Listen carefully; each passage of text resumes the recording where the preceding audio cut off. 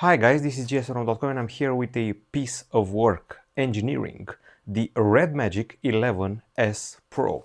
Yes, finally we get to test a gaming phone that has a special cooling liquid as well as a fan rotating inside. And guess what? As if it weren't enough, it can also be sunk underwater. And still, it keeps working. And also we get a charger. There's a lot happening here.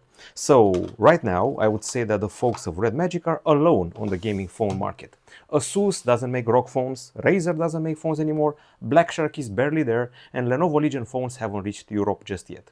This is the liquid which is spinning around here and cooling the phone, and here we have the ventilator, the fan that keeps everything in check. As if this weren't enough, we also have a camera below the screen so you won't get distracted from the immersiveness of gaming. It's a gaming phone, so of course you're getting the gaming buttons here on the sides. And the most powerful CPU on the market, Qualcomm Snapdragon 8 Elite Gen 5, also with the highest clock rate available on the market. Although I would say Samsung will argue about that. You can see the liquid rotating here. It's a special type of fluoride which is pushed by a membrane that has electrical current applied to it. It's not a pump, a classical micro pump you would see on a PC. No, just a membrane with small electric shocks to keep the liquid going. And actually, after a while, you'll feel that this area is cooler than all parts of the phone. It's supposed to take down the temperature by about 18 degrees Celsius in a hardcore gaming session. And aside from that, let me also show you. So we have a light strip here. Things will light up. We got the fan lighting up. We got the local lighting up. We can also get some lights on the sides. And of course, we also have the fast cooling, which is happening here. If I push this close to my microphone, you can probably hear it. It's a rotating fan with 24,000 spins. I have to admit I'm pretty fascinated by the engineering happening here, but it's an unboxing, so I spent too much talking about the design.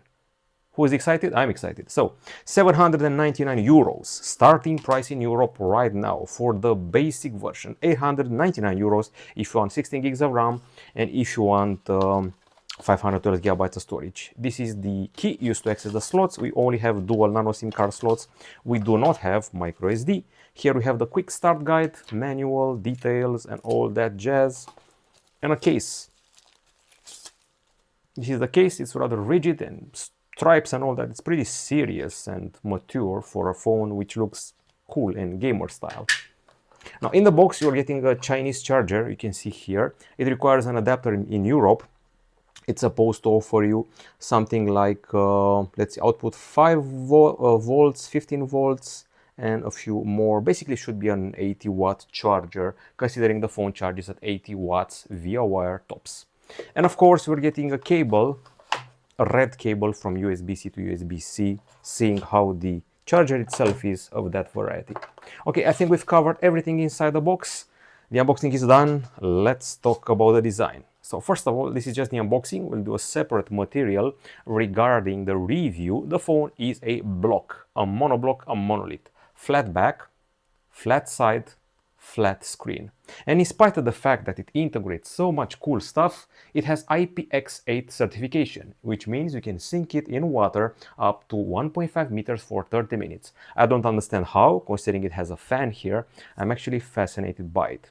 Now, the materials used here, we have an aluminum frame, glass at the back, glass at the front, and I should probably measure the measurements, 8.9 millimeters in thickness and a weight of 230 grams. Now, aside from that, we have aviation aluminum for the middle frame, and one of the narrowest screens on the market, something like 1.5 millimeter thickness for the bezels of the screen. And the selfie camera, you cannot even see it. It's supposed to be somewhere at the top side, but once again, you can't see it. A weird thing about the design is the placement of the buttons. So we got a power here, volume, and an extra button here, this one, which triggers the gaming console, REDMAGIC here. So we have the games, we have the super bass for the accessories, for Mora, which is basically an anime girl, which will be your sidekick throughout the games, and of course a bunch of settings and options you can play with here. And by the way, each of the games has their own set of settings. You can play around with the screen, the performance, GPU settings, and can do so much more, including the connectivity stuff and latency and all that. And you can turn it off like this. One thing the phone is lacking is, aside from this USB-C port here, it doesn't have one here, so it won't bother you when you're playing. So if you're playing, it's here, so you can properly play through it. Also, the placement of the buttons on the same side had me pressing the power down, the volume down button all the time instead of the power one. So it's comfier to press here, believing you have the power, which is not the power actually. Now, aside from that, I think I'm going to, I don't know, maybe just play a game or two, just a basic asphalt to get things going. While I'm going to tell you more about the screen and the CPU. It's an AMOLED, obviously. It shows 1 billion color, 144 Hz, 6.85 inches, Gorilla Glass protection. Not sure which generation, they're not saying it, but yeah. Okay, so of course we have more hardcore games. Nowadays, they've launched Warframe on mobile. And nowadays, they've launched The Division and Destiny on mobile, so much more. But I'm just going to keep it light for the unboxing. So the screen here has a resolution of 2688 over 1216, is the same panel from the REDMAGIC 11 Pro. This is the 11S Pro. While inside we have the Snapdragon 8 Elite Gen 5 3nm CPU, which comes with an octa-core setup, and unlike most of the flagships on the market, it's clocked at 4.74 GHz in the prime core. I mean, Galaxy S26 Ultra also has that, but this one is not a Samsung, which that's what makes it special. I have the version with 60 gigs of RAM and 512 gigabytes of storage, so I'm pretty well spec'd. UFS 4.1 Pro, that's the version of storage I have here, and RAM is most likely LPDDR5X. We have stereo speakers. Believe it or not, we also have an audio jack, which you can see here, which is pretty odd to see nowadays, an audio jack. And also we got Wi-Fi 7, we got Bluetooth 5.4, even though it would be nice to have seen Bluetooth 6.0, but yeah, enough codecs should be supported. GPS dual band, there's an NFC here, of course, an infrared, and USB-C Type-C 3.2 is actually available here, and it should output display ports. If you want to do some mirroring, it checks out. Now the battery is a silicon carbon one, 7500 mAh with 80 watts wired charging and also 80 watts wireless charging. And believe it or not, you can also get your fill with reverse wireless charging. You can put other devices here for a juice up. Headphones, watches, other smartphones, what have you. This is quite a long race. I'm actually enjoying this. Okay, so the version I have here is called Night Freeze. There's also one called Sub-Zero with a silver transparent black back. Transparent is just a gimmick. I mean, those are stickers here. They're not actually components. This is what the Snapdragon CPU is, but it's just a sticker. What's not a sticker is actually the cooler, which looks pretty cool. So the phone starts at 800 euros. My version is 900 euros, and there are some extras online on the REDMAGIC website in Europe. You're probably getting some vouchers for accessories and things like that.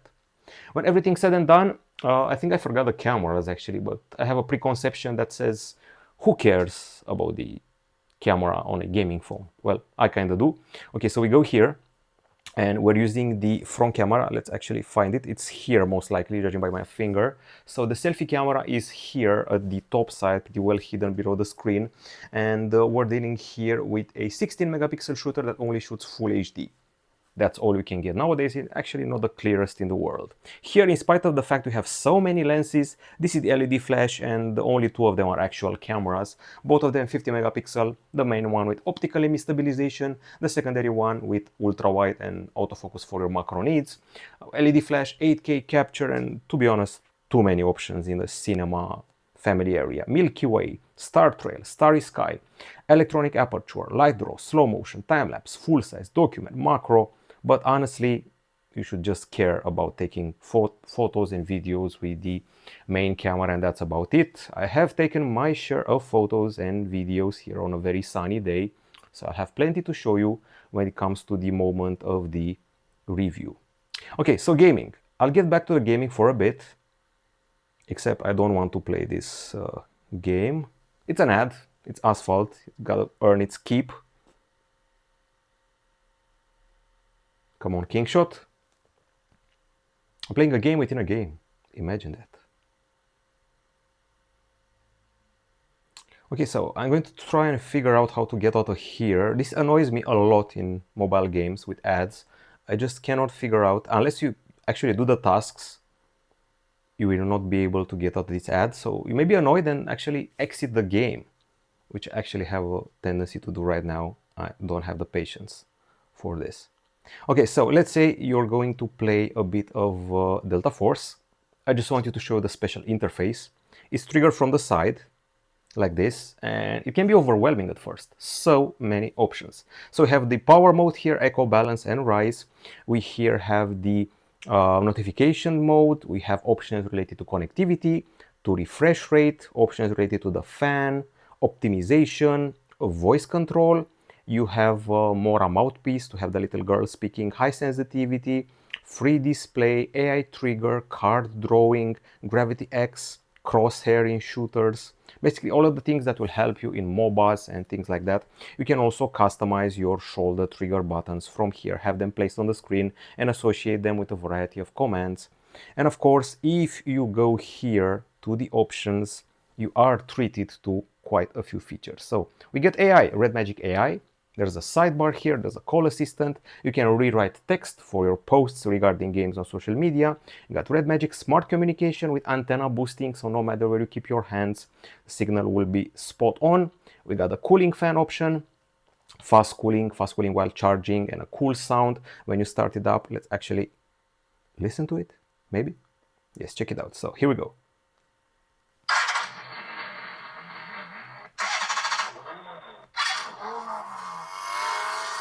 That's the sound the fan makes when it's starting up.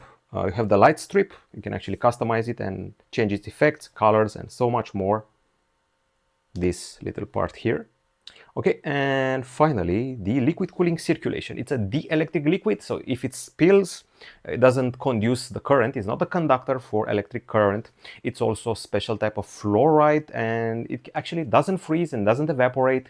And it's pushed by a membrane which beats like a heart or like a speaker. You know, the speakers have membrane inside them. It's a beautiful engineering work. I would love to dissect it, but I cannot. I have to play games on it and do benchmarks and things like that. I'll be back with a full review very soon. We also have AI, by the way, Gemini and things like that. So yeah, lovely gaming on this one. We'll be back with more soon. I'm fascinated by the ring here. Actually, REDMAGIC has been doing this for 1 or 2 years, and I've seen something similar on a OnePlus phone a few years ago, but that was only a concept. That's it from us. Goodbye.